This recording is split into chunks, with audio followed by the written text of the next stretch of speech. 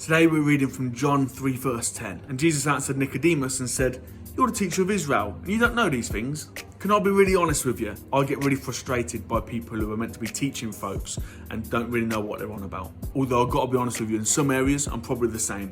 I don't really know an awful lot about politics and political agendas and all that sort of stuff, but I still try to have a little go at it sometimes. But when my kids go to school, right, and they're sitting in their RE lesson having to give their teachers lessons on what Christianity is really all about, I think that's ridiculous. The truth is, in all aspects of the Christian faith and life, there's an old saying: if you don't teach your people, then someone else will.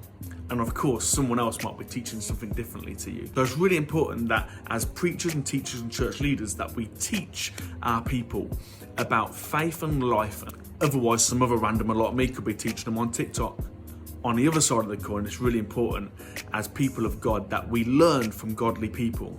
All too often in the church, I see folks who ask their best friend who's barely even saved or not saved at all for godly advice on their relationships. "Hey June, what do you think about me cheating on my husband this weekend?"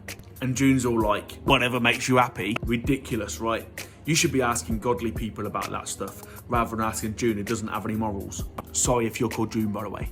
Learning how to walk the road that God has put before us is a two-way thing. I, as a preacher, need to be teaching my people. You, as my people, need to be learning from me. Not asking Dodgy Dave what he thinks about you selling dodgy cigarettes.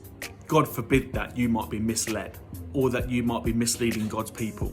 And God forbid that you choose to be ignorant rather than actually learn the truth and choosing to walk in it. I hope you have a great weekend. I hope that you get to church, and I hope that I'll see you soon. Goodbye.